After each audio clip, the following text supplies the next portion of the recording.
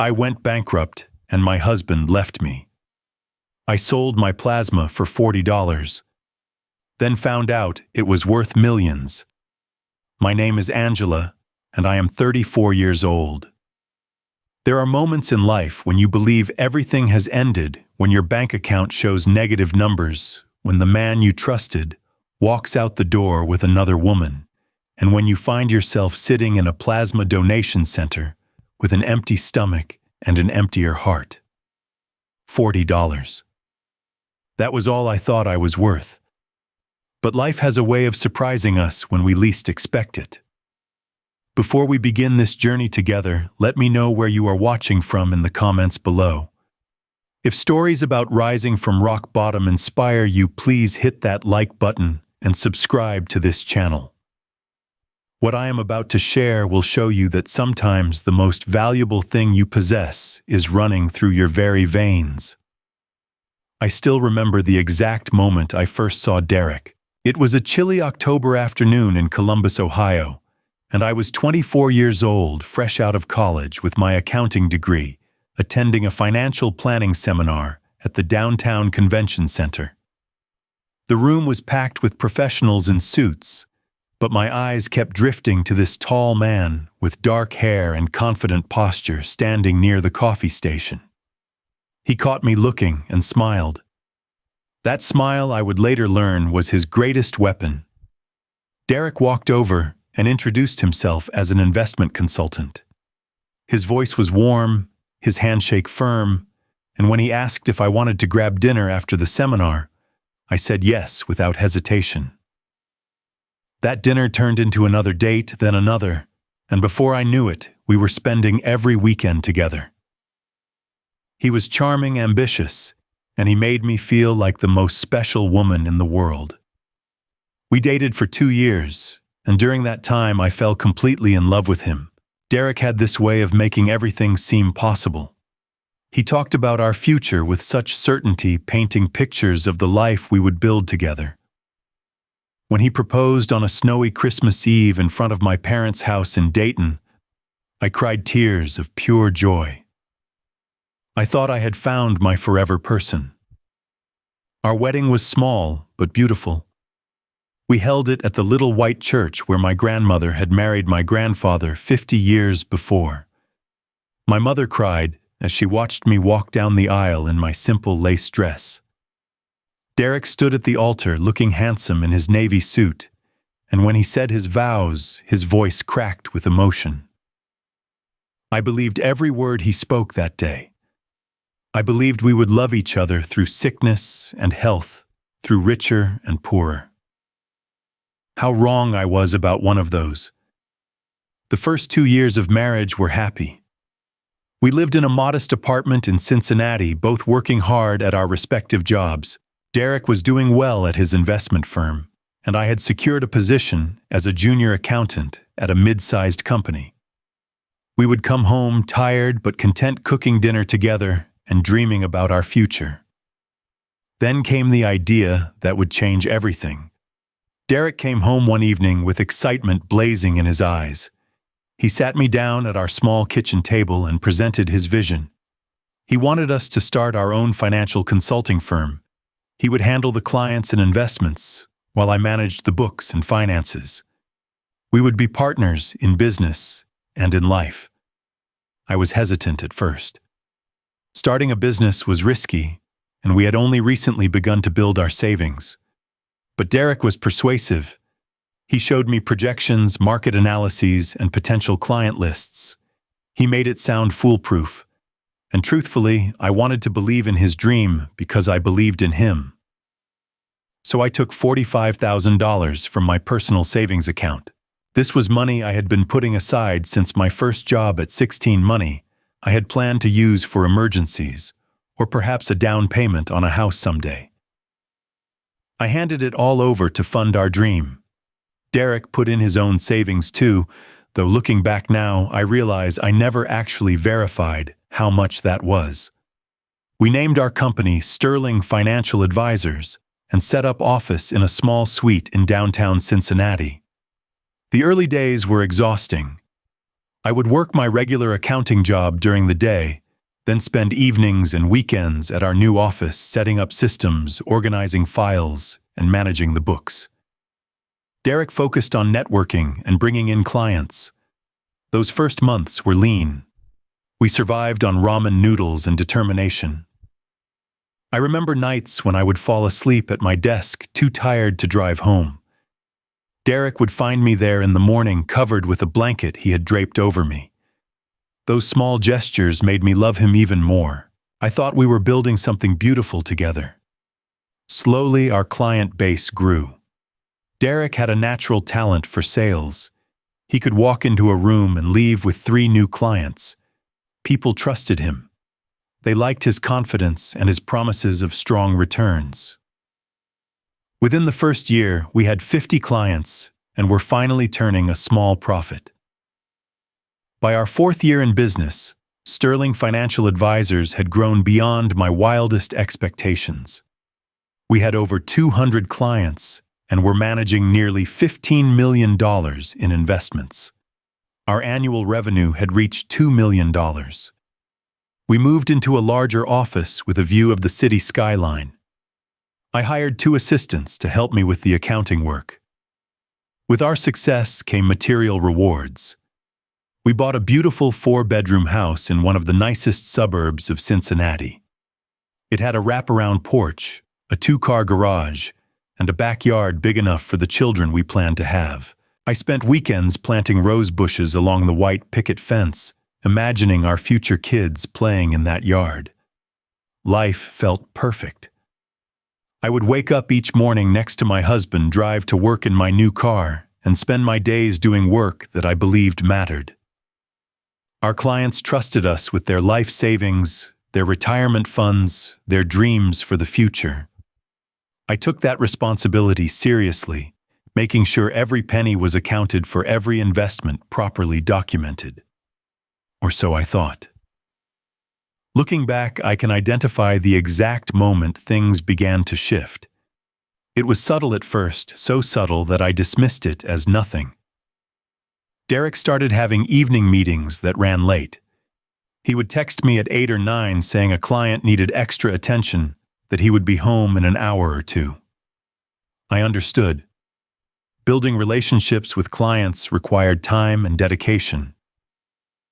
Then came the weekend business trips, a conference in Chicago, a potential investor meeting in New York, a networking event in Miami. Derek was always traveling, always busy, always just out of reach. I missed him, but I told myself this was the price of success. When he bought a new phone and kept it password protected, I thought nothing of it. Everyone values their privacy right. When I noticed him texting late at night under the covers, I assumed it was work-related. When he started going to the gym more frequently and buying new cologne, I thought he was just taking better care of himself. I was so naive. The cracks in my perfect life began to show themselves in ways I could not ignore, though I certainly tried. It started with small changes in Derek's behavior that I had been too blind or too trusting to see clearly. Derek no longer looked at me the way he used to. Our conversations became surface-level, limited to discussions about work or household tasks. He stopped asking about my day, stopped reaching for my hand when we watched television, stopped pulling me close at night. I attributed it to stress, to the demands of a growing business, to the natural evolution of a long-term relationship. I made excuses for him because the alternative was too painful to consider. His phone became an extension of his body, always gripped tightly in his palm or face down on every surface. He would take calls in another room, lowering his voice when I walked past. Once I saw him quickly switch screens when I approached his desk at the office. He claimed he was planning a surprise for our anniversary. I wanted so desperately to believe him. The late nights grew later. Derek would come home at 11, sometimes midnight, smelling of expensive perfume that was definitely not mine. When I asked him about it, he laughed and said he had been meeting with a female client who wore too much fragrance. He kissed my forehead and told me not to worry. Like a fool, I stopped worrying. Then came the phone call that began to unravel everything. It was a Tuesday afternoon in September when my desk phone rang at the Sterling Financial office. The voice on the other end belonged to Harold Patterson, a 68-year-old retired teacher who had been one of our earliest clients. I knew Mr. Patterson well. He and his wife had trusted us with their entire retirement fund, $150,000 saved over 40 years of teaching high school history. His voice was shaky, uncertain. He asked me about the special investment opportunity that Derek had presented to him 3 months prior. According to Mr. Patterson, Derek had promised a 25% return within 6 months, a guaranteed windfall that would help pay for his wife's hip replacement surgery. Mr. Patterson wanted to know how his investment was performing. I pulled up his account on my computer and felt the first flicker of confusion. There was no record of any such investment. His account showed the standard portfolio we had established years ago, nothing more. I told him there must be some misunderstanding and promised to look into it. Before I could even begin my investigation, my phone rang again. This time it was Eleanor Simmons, a widow in her 70s, who had invested $80,000 of her late husband's life insurance payout with us. She too was asking about a special investment that Derek had arranged personally. She too wanted to know where her money had gone. By the end of that day, I had received 3 more calls. James McCarthy, 72, asking about his $200,000 investment. Patricia Weaver, 65, inquiring about $100,000. Each one told the same story. Derek had approached them privately about exclusive investment opportunities with guaranteed high returns. Each one had written checks directly to Derek. None of these transactions appeared anywhere in my records. That night, I waited for Derek to come home. My hands were trembling as I sat at the kitchen table with my notebook full of client names and numbers. When he finally walked through the door at 10:30, I confronted him immediately. Derek's face went through several emotions in rapid succession. Surprise, then annoyance, then something that almost looked like calculation. He set down his briefcase and loosened his tie before responding. He told me these were special investment vehicles separate from our standard offerings. He said he was managing them personally through a different account, one that I did not have access to, because these deals required confidentiality. High net worth clients, he explained, sometimes needed discretion. I asked why he had not told me about this. I was the company's chief financial officer responsible for all accounting and compliance. How could there be an entire portfolio of investments that I knew nothing about? Derek's tone shifted. He became defensive, almost aggressive. He said I needed to trust him. He was the one with the investment expertise after all. I just handled the books. These clients had come to him specifically because they wanted privacy, and he was honoring that request. Did I not trust my own husband? The question hung in the air between us. Did I trust him? I had trusted him with everything. My money, my career, my heart, my future. I had trusted him so completely that I had stopped questioning anything he did. I wanted to push further to demand access to this secret account, to see the documentation for these mysterious investments. But the look in his eyes stopped me. It was cold, almost threatening. In 8 years of marriage, I had never seen Derek look at me that way. So I backed down. I told myself that he must know what he was doing. I convinced myself that my suspicions were unfounded, born of stress and exhaustion rather than reality. I apologized for questioning him and went to bed feeling sick to my stomach, but I could not sleep. Something was wrong, and deep down I knew it. 3 days later, on a Friday evening, Derek announced he had to attend an urgent client dinner. He showered, put on his best suit, and left with barely a goodbye. I sat alone in our beautiful house, surrounded by all the trappings of success that suddenly felt hollow and meaningless. Around 9 o'clock, I noticed Derek's tablet sitting on the kitchen counter. He must have forgotten it in his rush to leave. I picked it up, intending to put it away, but the screen lit up with a notification. A text message from someone named Megan. "I miss you so much, baby. Cannot wait to see you tonight. Wear that blue tie I love." My whole body went cold.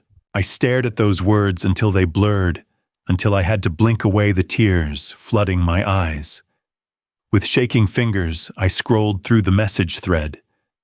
There were hundreds of messages dating back over a year. Declarations of love, plans for secret getaways, promises of a future together, and photos. So many photos that I had to set the tablet down to keep from being sick. The name triggered a memory. 3 years ago, we had hired a young woman fresh out of college as a summer intern. She was pretty ambitious and eager to learn. Derek had taken her under his wing, mentoring her personally. She left after 6 months to pursue opportunities elsewhere, or so I had been told.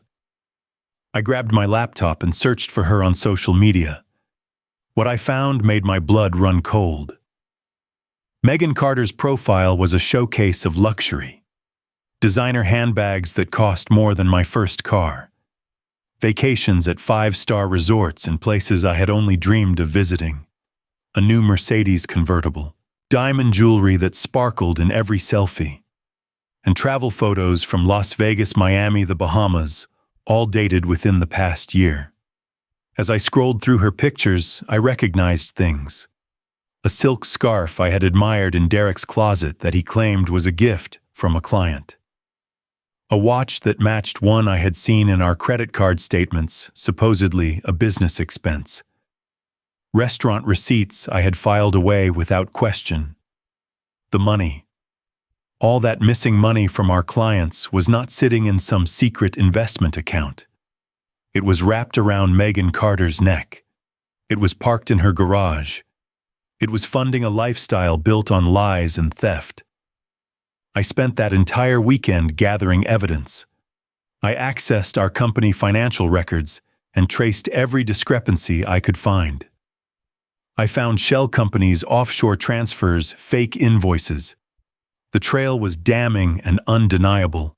Derek had been systematically stealing from our clients for at least 2 years, funneling millions of dollars into hidden accounts, while I handled the legitimate books, completely oblivious. When Derek came home Sunday night, I was waiting for him in the living room with my laptop open and papers spread across the coffee table. The confrontation with Derek was unlike anything I could have prepared for. All the evidence was laid out before me, irrefutable and damning. I had spent the entire weekend tracing transactions, documenting transfers, building a case that even the most skilled liar could not talk his way out of. Derek walked in around 11 that Sunday night, whistling softly as he hung up his jacket. When he saw me sitting there with the laptop and the stacks of paper, he froze in the doorway.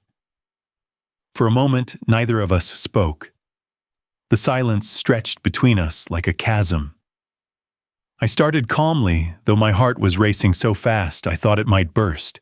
I told him I knew about Megan. I knew about the money. I knew about everything. I gave him one chance to explain himself, to offer some explanation that might make this nightmare make sense. Derek stared at me for what felt like an eternity. Then something shifted in his expression.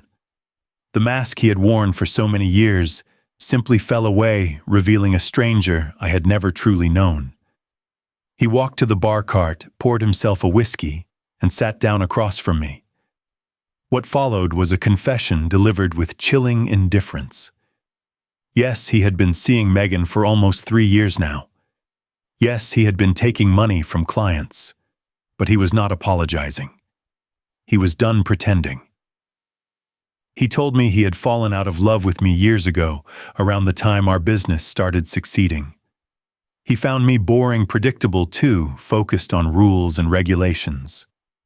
Megan understood him. Megan appreciated him. Megan made him feel alive in ways I never could. Each word was a knife twisting deeper into my chest. I asked him why. Why stay married? Why keep up the pretense? Why not just leave? Derek laughed, and the sound was cruel. He stayed because he needed me. The business needed my accounting skills, my attention to detail, my willingness to work 18-hour days without complaint. I was useful. That was all. A tool to be used and discarded when no longer necessary. I demanded to know how much he had taken. How deep did this betrayal go? He told me the truth, with no hint of remorse. Nearly $3 million had been siphoned from client accounts over the past 2 years. Some of it went to Megan to fund her expensive tastes. Some went to gambling debts he had accumulated.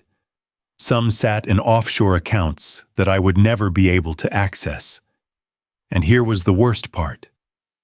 The FBI was already investigating. Someone had filed a complaint, and federal agents had been quietly building a case for months. Derek had known this for weeks. He had been preparing to disappear to flee the country before the indictment came down. But he was not planning to take me with him. I was the face of Sterling Financial.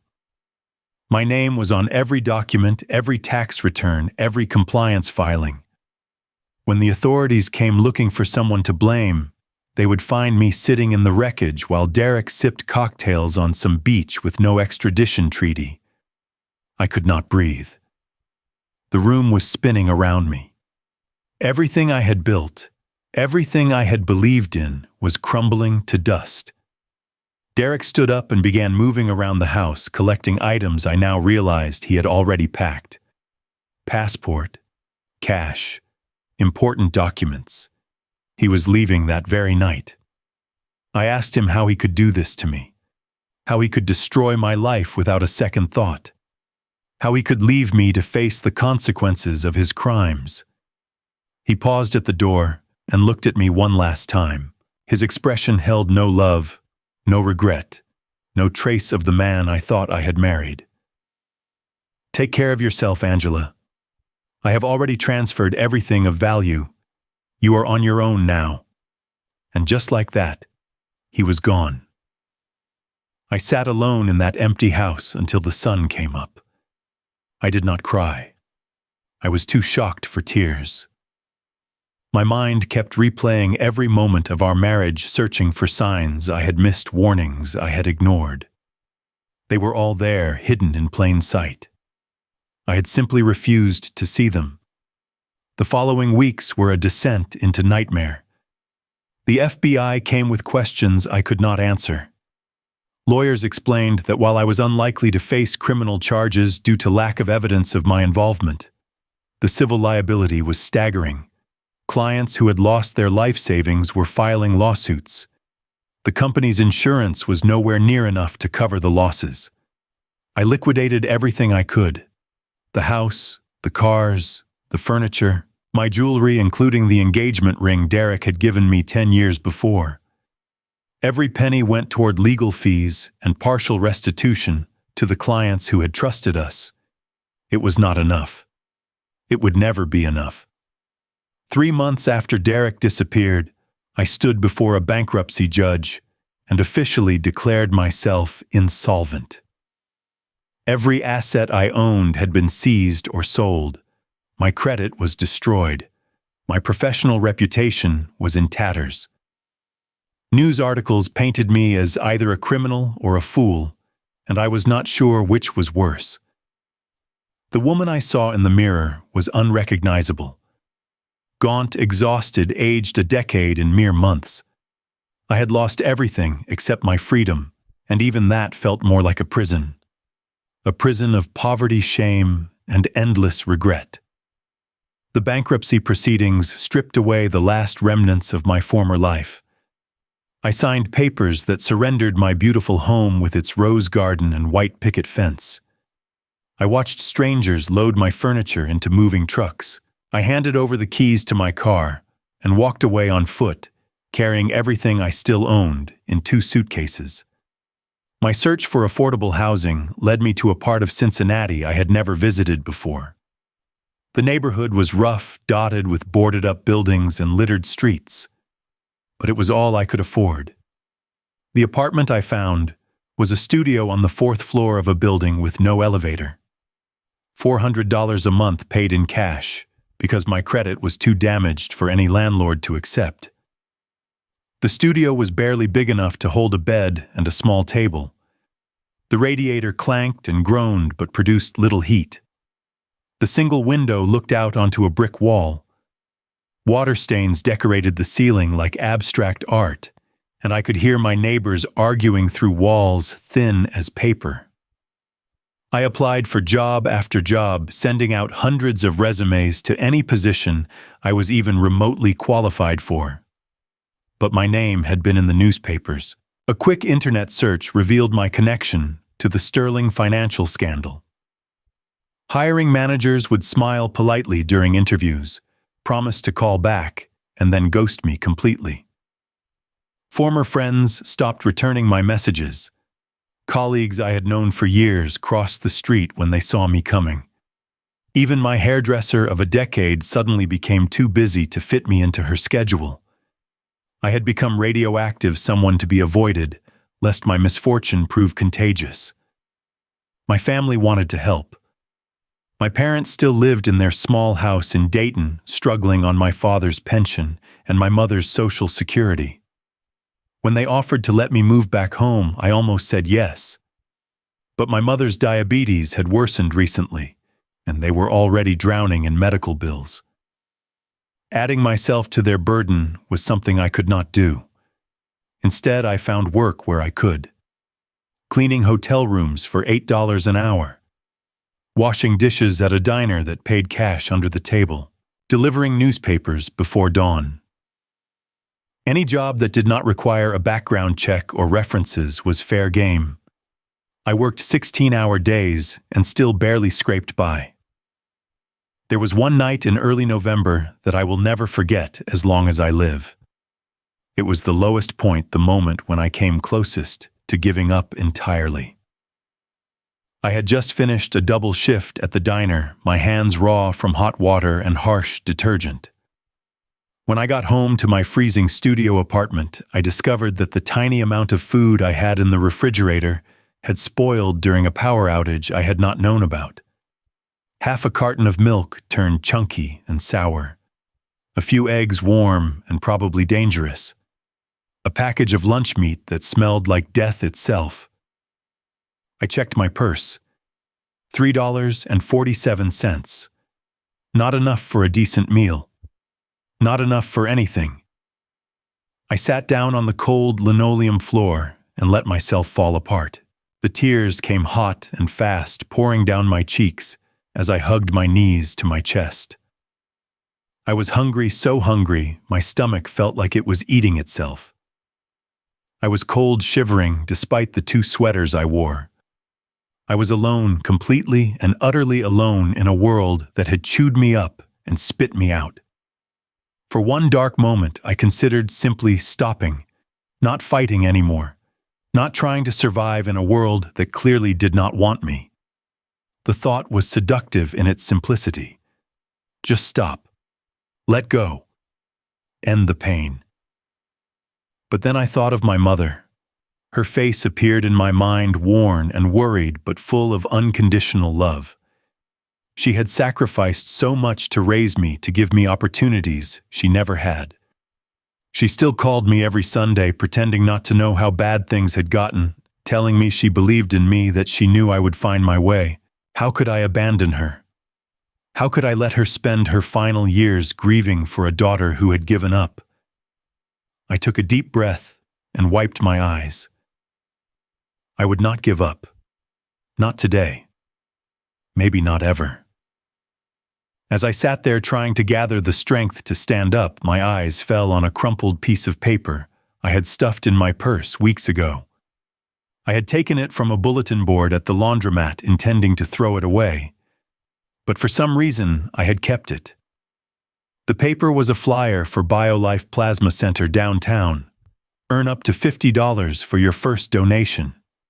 Help save lives while helping yourself. $50. It was not much, but it was something. It was food. It was a partial payment toward my overdue rent.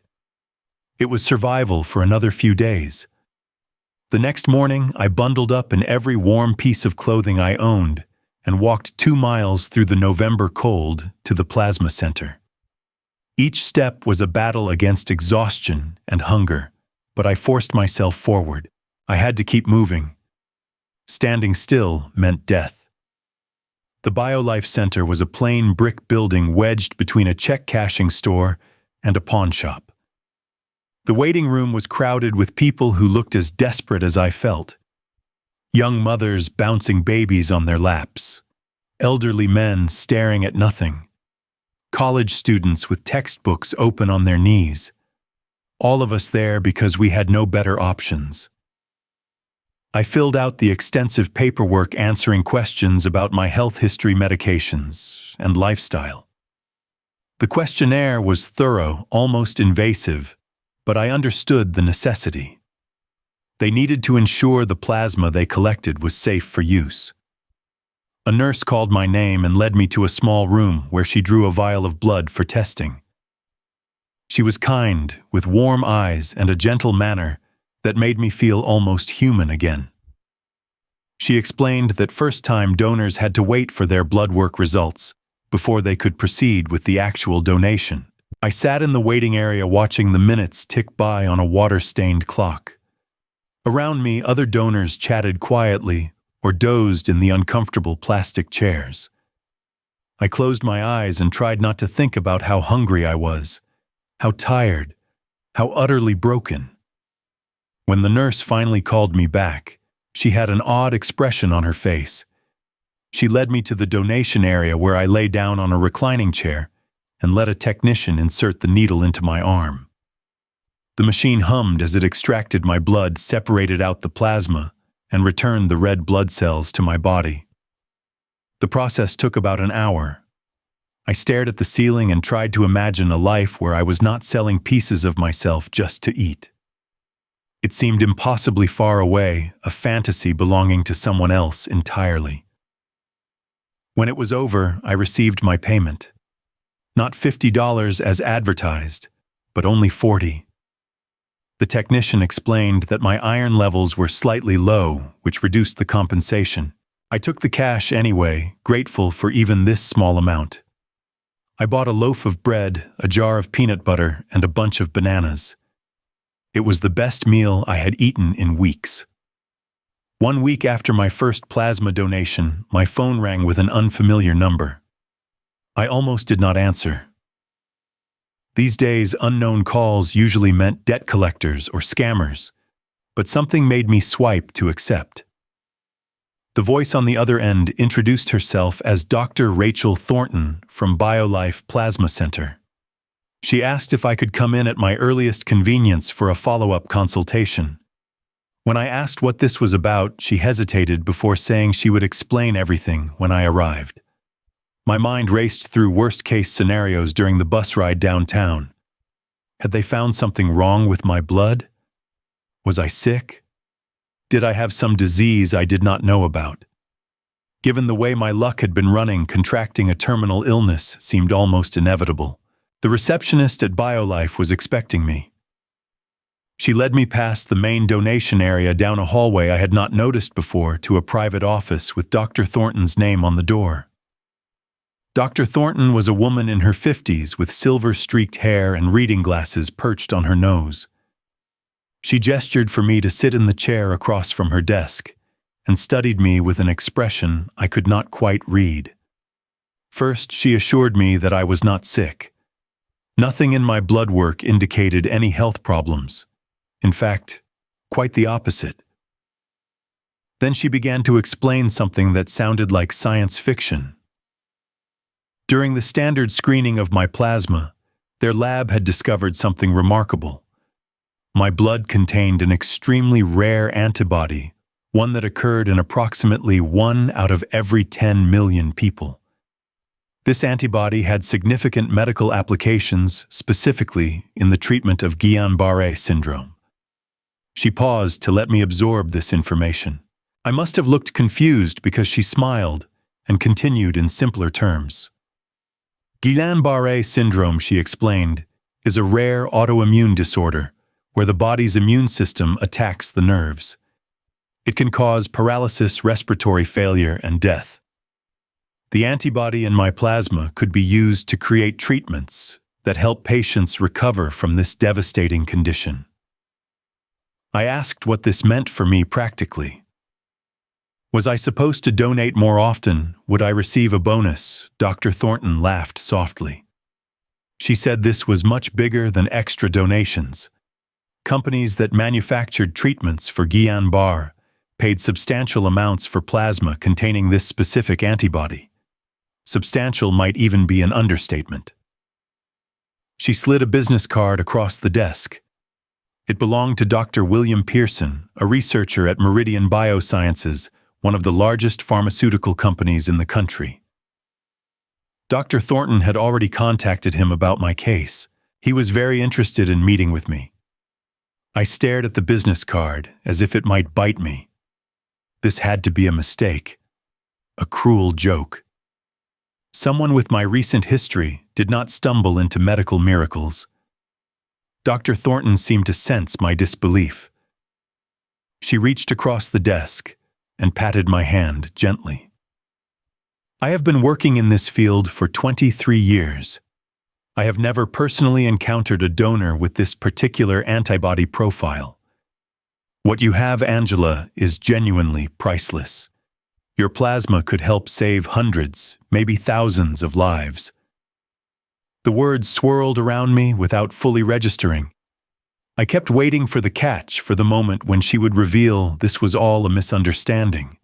But she just sat there smiling at me like I had won some cosmic lottery. I left BioLife that afternoon in a daze. The walk home took twice as long as usual because I kept stopping to lean against buildings and catch my breath, not from physical exhaustion, but from the sheer overwhelming nature of what I had just learned. My plasma. That yellow liquid I had sold for $40 because I was too broke to buy groceries. It contained something rare and precious. Something that could save lives. Something that might impossibly save my own life in a completely different way. That night I lay awake in my tiny studio apartment and let myself feel something I had not felt in months. Hope. It was fragile, flickering like a candle in a draft. But it was there. For the first time since Derek walked out, I allowed myself to imagine a future that did not involve slowly suffocating under the weight of my circumstances. Maybe, just maybe, there was a way out of this darkness after all. My meeting with Dr. William Pearson took place 3 days later in a conference room at Meridian Biosciences headquarters. The building was a gleaming tower of glass and steel in the business district, a world away from the shabby streets where I had been surviving. I wore the only professional outfit I still owned, a black pantsuit that I had kept hidden in the back of my closet for emergencies. It was slightly loose on my frame now, a testament to the meals I had been skipping, but it was clean and presentable. Dr. Pearson was a tall man in his 60s with kind eyes and a firm handshake. He was accompanied by 2 lawyers in expensive suits who introduced themselves with names I immediately forgot. They were not there to intimidate me, Dr. Pearson assured me. They were there to ensure everything was handled properly and fairly. The presentation that followed was thorough and frankly overwhelming. Dr. Pearson showed me research data, clinical trial results, and projections about the potential impact of my plasma on patients suffering from Guillain-Barré syndrome. He used words like immunoglobulin therapy and plasmapheresis that I had to ask him to explain. The bottom line was this: Meridian Biosciences wanted to establish a long-term arrangement with me. I would become an exclusive donor, providing my plasma on a regular schedule. In return, they would compensate me at rates that made my head spin. The initial offer was $500,000 per year, plus a percentage of revenue from any treatments developed using my plasma. There would also be comprehensive health insurance, regular medical checkups, and various other benefits.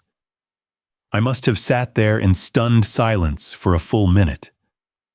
The lawyers exchanged glances, probably worried I was about to faint or burst into tears. Finally, I found my voice. I asked if I could have some time to consider the offer and perhaps have it reviewed by my own legal counsel. Dr. Pearson smiled and said, "Of course.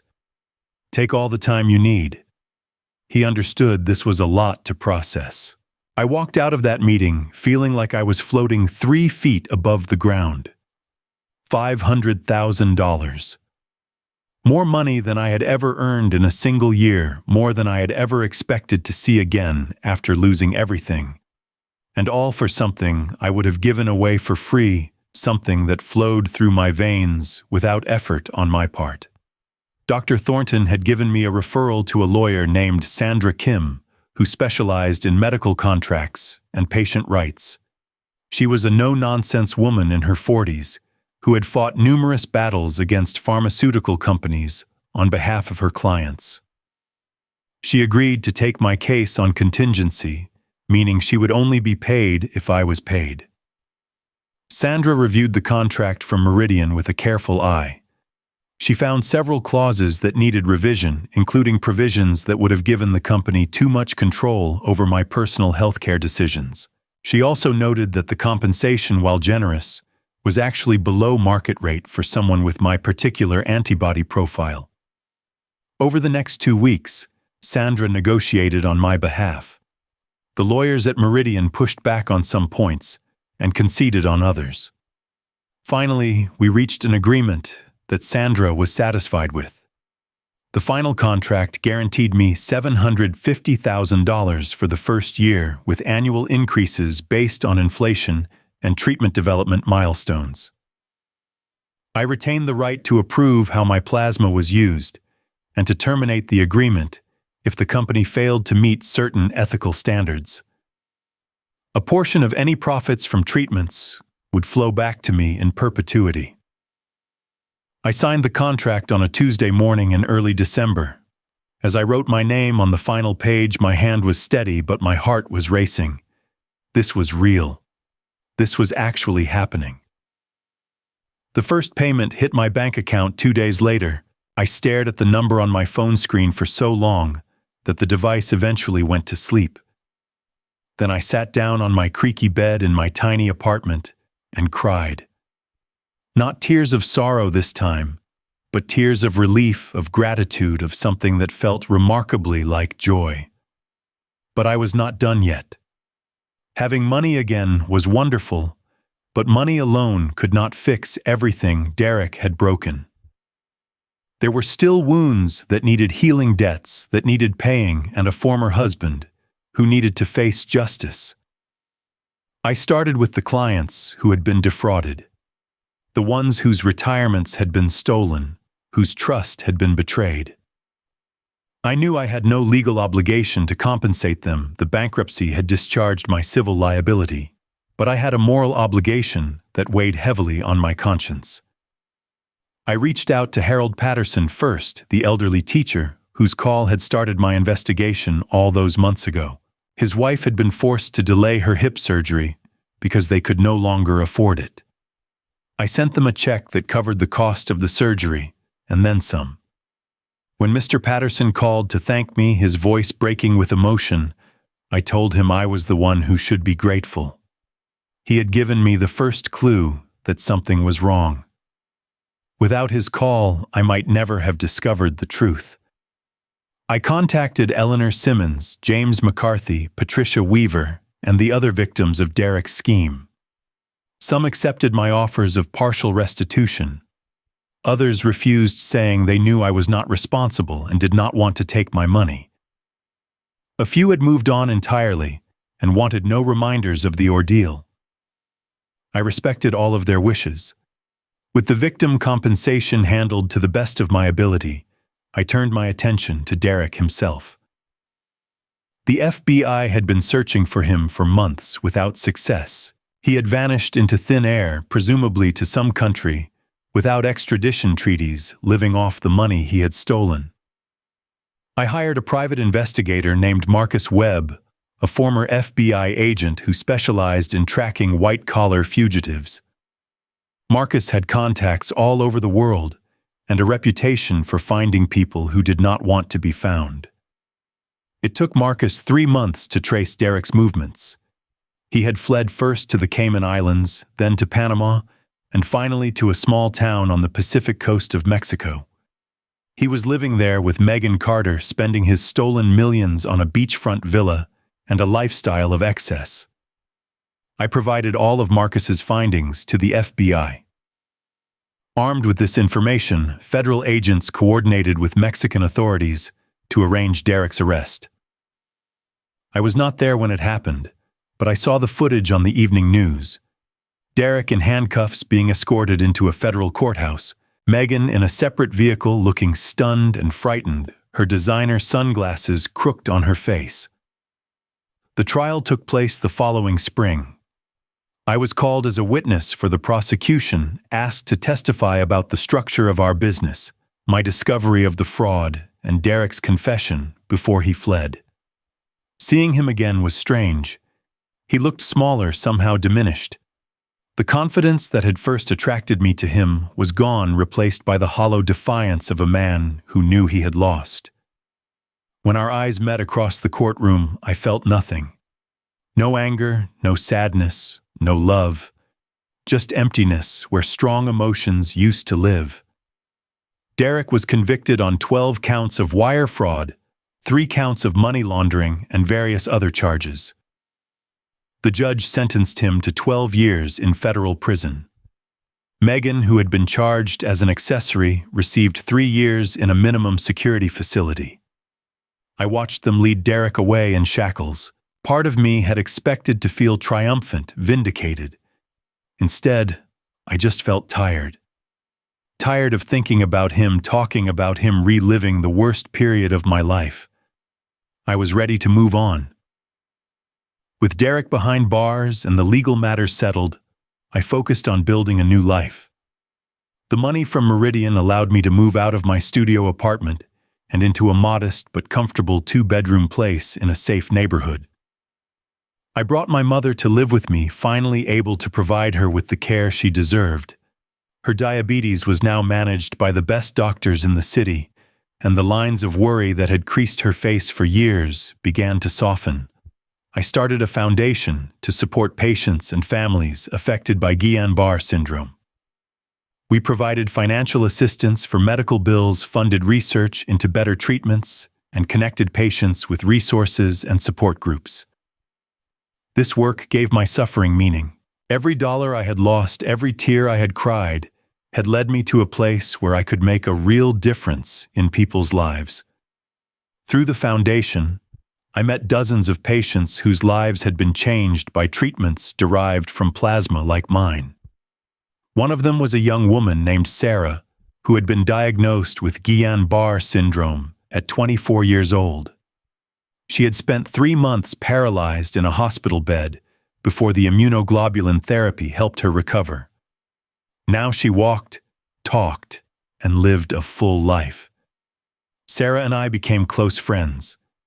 She understood what it felt like to have your life upended by forces beyond your control. We would meet for coffee and talk for hours about everything and nothing, about pain and healing, about the strange roads that had brought us together. In her, I found a kindred spirit I had not known I was searching for.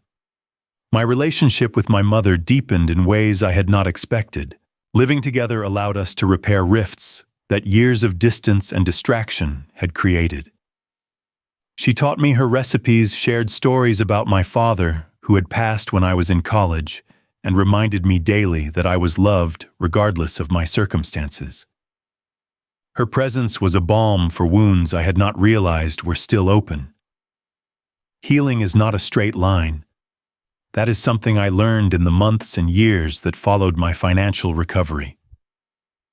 Just because the external circumstances of my life had improved did not mean the internal damage had disappeared.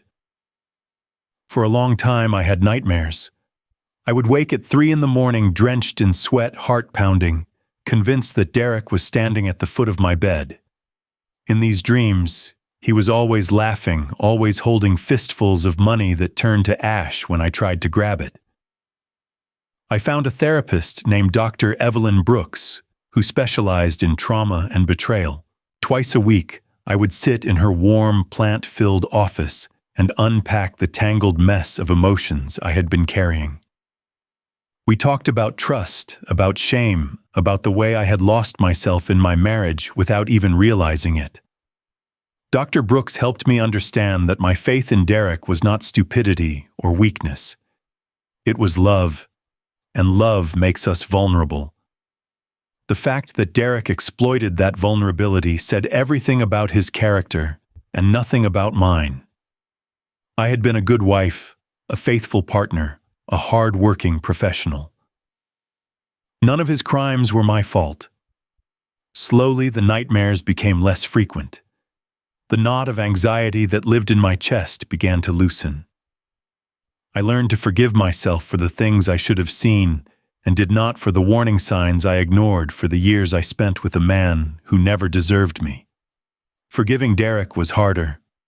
For a long time, I did not even try. He did not deserve my forgiveness. He had taken everything from me, lied to my face, left me to suffer the consequences of his greed. What kind of person forgives that? But eventually, I realized that forgiveness was not about him. It was about me. Carrying hatred and resentment was like drinking poison and expecting someone else to die.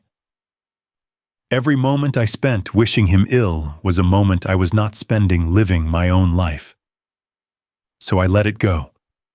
Not all at once, but gradually in pieces. I stopped checking the news for updates about his prison sentence. I stopped imagining his misery and taking satisfaction in it. I simply stopped thinking about him at all as much as that was possible. In his place, I filled my mind with better things. Morning walks with my mother through the neighborhood. Coffee dates with Sarah. Board meetings for the foundation where we planned new ways to help patients. Quiet evenings reading books I had always meant to read. A life built on purpose rather than resentment. I also learned to be alone without being lonely. For so long, my identity had been wrapped up in being Derek's wife, in being half of a partnership. Learning to be whole on my own was a process that took time and intentional effort. I took myself on dates, dinners at restaurants I had always wanted to try, concerts and plays, day trips to state parks where I would hike alone and marvel at the beauty of nature. I learned that I was good company, that I could make myself laugh, that I did not need another person to validate my existence. People sometimes asked if I would ever date again, ever consider remarrying. I did not have a definitive answer. The thought of opening myself up to another person, of trusting again, after being so thoroughly burned, was terrifying. Maybe someday the right person would come along, and the fear would seem worth conquering. Or maybe I would spend the rest of my life happily single, surrounded by friends and family and meaningful work. Either way, I knew I would be okay. That was the most important lesson I had learned. Whatever happened, whatever challenges lay ahead, I would survive. I was stronger than I had ever known. The woman who had sat on that cold linoleum floor with $3 to her name was gone. In her place stood someone new, someone forged in fire and tempered by loss. Someone who knew her own worth, not in dollars or status, but in kindness, resilience, and the capacity to transform pain into purpose. $40. That was what I thought I was worth on that dark November day. $40 and nothing more. But that $40 decision led me to discover something priceless within myself, something I would never have found if I had not first lost everything else. Sometimes I think about how close I came to giving up, how easily I could have surrendered to despair and let the darkness swallow me whole. But I did not. Something kept me going, some spark that refused to be extinguished, even when the winds were howling. Maybe it was my mother's love. Maybe it was pure stubbornness. Maybe it was destiny if you believe in such things. Whatever it was, I am grateful for it every single day. My story does not have a neat ending tied up with a bow. Life is not that simple. There are still hard days, still moments when the old wounds ache. But there are also more good days than bad, more joy than sorrow, more hope than despair. And that is enough. That is more than enough. If you are watching this and you are going through your own dark time, I want you to know something. You are worth more than you know. Maybe you cannot see it right now. Maybe life has beaten you down so hard that you have forgotten your own value. But it is there inside you, waiting to be discovered. Do not give up. Keep going even when it hurts, even when it seems pointless. You never know what miracle might be waiting around the next corner, what treasure might be hidden in the most unexpected places. For me, that treasure was flowing through my veins all along. I just needed to reach my lowest point before I could find it. Now I want to hear from you. Have you ever discovered strength you did not know you had during a difficult time? Have you ever found value in yourself that others overlooked? Share your story in the comments below. Your experience might be exactly what someone else needs to hear today. If this story touched your heart, please hit that like button so more people can find it. Subscribe to this channel and turn on notifications so you never miss another video. And share this with someone who might need a reminder that their struggles are not the end of their story. Thank you for spending this time with me, for listening to my journey from bankruptcy and betrayal to healing and hope. I wish you all the strength to face whatever challenges lie ahead and the wisdom to recognize your own worth, especially when it seems invisible. Until next time, take care of yourselves and each other. And remember, sometimes the most valuable thing you possess is already inside you, just waiting to be discovered.